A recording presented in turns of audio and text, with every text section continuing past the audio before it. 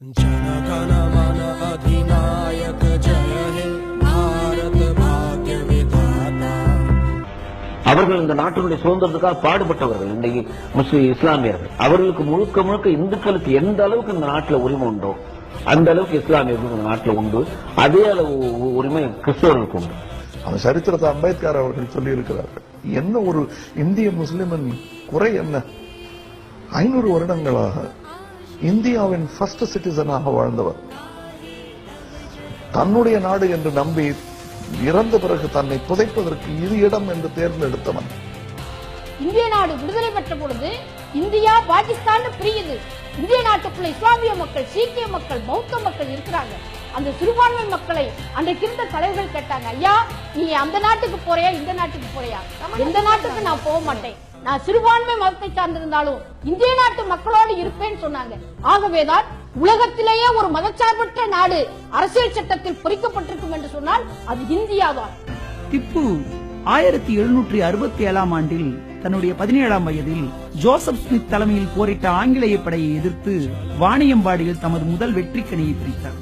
1767 முதல் 1769 வரை தமிழ்நாட்டில் பரவலாக பல இடங்களில் ஆங்கிலேய படைக்கும் மைசூர் படைக்கும் நடந்த போர்களில் எல்லாவற்றிலும் வெற்றியே பெற்றார் திப்பு சுல்தான். செங்கோட்டை யார் கட்டினது? அக்பர் கட்டின, முஸ்லீம்கள் கட்டினதானே. அங்கிருந்தானே இன்ன வரைக்கும் பிரதம மந்திரி பேசுறாரு. ஒரு தேச அவமானம் சொல்லுங்களா? அவர் அந்நிய வெளிநாட்டுல இருந்து வந்தாரு, அதனால அவர் கட்டின கோட்டையில இருந்து பேசக்கூடாது இந்திய பிரதமர். அதை இடித்து போட்டு புதுசா கோட்டை கட்டினீங்களா? பாராளுமன்ற இடம் கட்டினது, ராஷ்டிரபதி பவன் யாரு கட்டினது? அந்நிய வந்துட்டான், அவன் கட்டின இடம், அந்த கட்டடத்தில் நான் இருக்க மாட்டேன் அப்படின்னு சொல்றதா?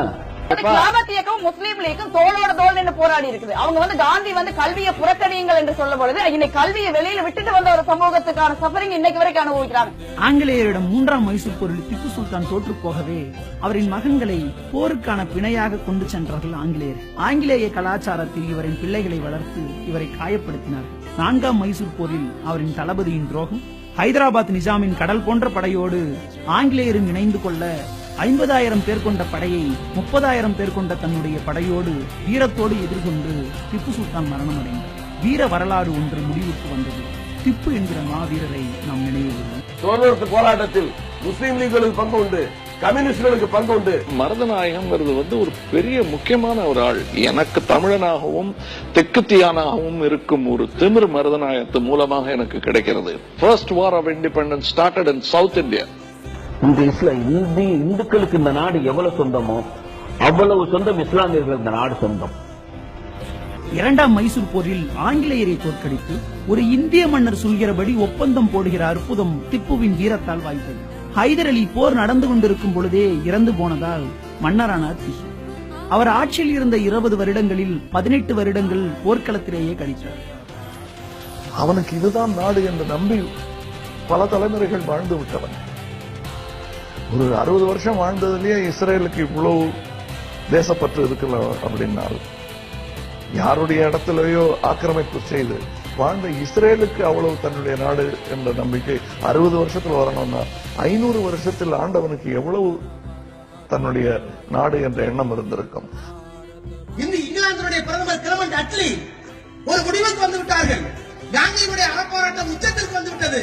இனிமேல் இந்தியாவுடைய சுதந்திரத்தை தள்ளி போட முடியாது. இங்கிலாந்துடைய நாடாளுமன்ற முடிவுக்கு வந்துவிட்டது. என்ன செய்யலாம்? நாங்கள் சுதந்திரம் தரப்போகிறோம். எப்படி தருவது என்று புரியவில்லை. இஸ்லாமியர்கள் தனிநாடு கேட்கிறார்கள். 525 சமஸ்தானங்கள் சிதறுண்டு பிரிந்து பிரிந்து அங்கே கிடக்கிறது. புதுக்கோட்டை ஒரு சமஸ்தானம், ஹைதராபாத் ஒரு சமஸ்தானம், இப்படி நாடெங்கும் 525 சமஸ்தானங்கள், சிறு சிறு அரசர்கள் இருக்கிறார்கள். இவன் ஒரு நாடு கேட்கிறான், இந்து ஒரு நாடு கேட்கிறான், சிற்றரசு நாடு கேட்கிறார்கள். என்ன செய்வது? இவர்களின் சார்பில் 3 பேர் பாருங்கள். நான் ஒரு கமிஷனை அனுப்புகிறேன். அதுக்கு பெயர் கிரிப்ஸ், லார்டு கிரிப்ஸ் என்பவர் வருகிறார். எங்க இடத்துல லார்டு கிரிப்ஸ் வருவார், பிரபு கிரிப்ஸ் வருவார். அந்த தூதுக்குழுவில் 3 பேரை இந்த அமைப்புகளின் சார்பில் அனுப்புங்கள் என்று சொன்னார்கள். 3 பேர் சார்பாக போனது யார்? இந்திய தேசிய காங்கிரஸ். இந்திய தேசிய காங்கிரசின் சார்பாக போனது அபுல் கலாம் ஆசாத்.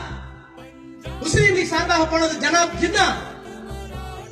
525 சமஸ்தானங்களின் சார்பாக போனது பீகார், நவாப் ஆஃப் பீகார். ஏன்னா இந்தியாவுக்கு சுதந்திரம் எப்படி கொடுக்கிறது வெள்ளக்காரன் கேட்டப்ப போய் இப்படித்தான் வழங்க வேண்டும் என்று சொன்னது 3 முஸ்லிமே தவிர அதில் ஒரு இந்து கூட இல்லை. இது வரலாறு. மருதநாயகம் ஃபர்ஸ்ட் வார் ஆஃப் இண்டிபெண்டன்ஸ்ங்கிறது ஆரம்பிச்சவன் இவ்வளவு பெரிய போர் நடந்ததே கிடையாது. 1857 விட 4 நாள்ல முடிஞ்சு போயிடுது. பெரிய கான்ஸ்பிரசி எல்லாம் இருக்கலாம், ஒரு ஆள் என்ன அடிச்சா. சதாம் ஹுசைனுக்கு இன்றைக்கு தோற்கடிக்க அமெரிக்கா என்ன செலவு செய்ததோ அதற்கு நிகரான செலவை 1757 இருந்து 1764 வரலும் பண்ணிருக்காங்க. And it happened 100 years before what is recorded in history. நாசாவின் கென்னடி விண்வெளி நிலையத்தின் நுழைவாயிலில் ஒரு ஓவியம் தொங்கிக் கொண்டிருக்கிறது. அது திப்பு சுல்தான் ஏவுகணையை பயன்படுத்தி ஆங்கிலேயரோடு போரிடும் ஓவியம். போர்க்களத்தில் ஏவுகணையை முதலில் உலகிலேயே பயன்படுத்தியவர் திப்பு சுல்தான் தான். அது 2 கிலோமீட்டர் தூரம் வரை துல்லியமாக சென்று தாக்கும் ஆற்றல் பெற்றதாக இருந்தது. அந்த ஆவணங்கள் இன்றும் லண்டனில் பத்திரமாக உள்ளன. அந்த தேசப்பற்று காரணமாக அவன் ஆங்கிலம் கற்கவில்லை. ஏனென்றால் அது எதிரியின் மொழி என்று நினைத்தவன். அதனால் கற்க மறந்து மற்ற சாதியினரெல்லாம் அவர் அடிவரடிகளாக மாறி, உயர் சாதியினரெல்லாம் அடிவரடிகளாக மாறி அவை எதிரிக்கு பணிபுரிந்து சேவகம் செய்து கல்வியும் பதவியும் பொறுப்பும் பெற்றார்கள்.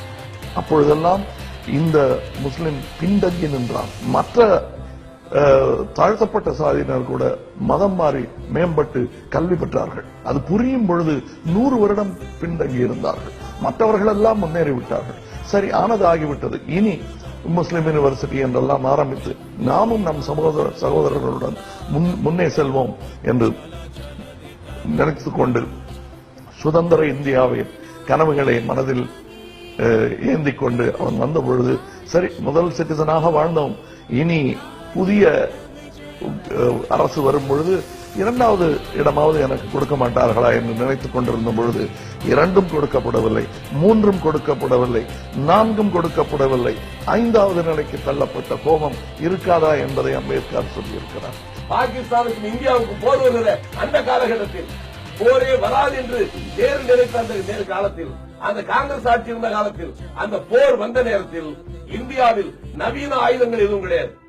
ஆனால் பாகிஸ்தான்ல அமெரிக்கா தந்த அந்த நவீன பேட்டன்ட் ஆகிறது. விமானம், ராணுவ விமானம், அங்கே நவீன விமானத்துக்கு கொடுத்தாங்க. இந்தியாவில் நாட் மட்டும்தான், வேற எதுவும் கிடையாது. அந்த நவீன பேட்டன்ட் டேங்க் வந்து இந்தியாவுக்குள் அடிக்கிற போது அதை உடைப்பதற்கான எந்த வழியும் இல்லாமல் தவித்துக் கொண்டிருந்த போது ஒரே ஒரு ராணுவ வீரன் உடல்ல 4-5 குண்டுகளை தூக்கிட்டு ஓடி போய் ஒரு பேட்டன் டேங்க் முன்னால விடுகிறான். அந்த டேங்க் அவன் மேல ஏறுது. கரும்பு சாகுபடிகளை போல அவன் சாகுறான். அந்த குண்டு வெடிக்குது. அந்த பேட்டன் டேங்க் உடைஞ்சது. அப்படி முன்னால போய் தன்னுடைய உயிரை தந்து இந்த நாட்டுக்காக அந்த பேட்டன் டேங்க உடைச்சவன் காத்தானோ கருப்பனோ சுப்பனோ எவனும் கிடையாது. இதயத்துள்ளான ஒரு முஸ்லீம் தான்.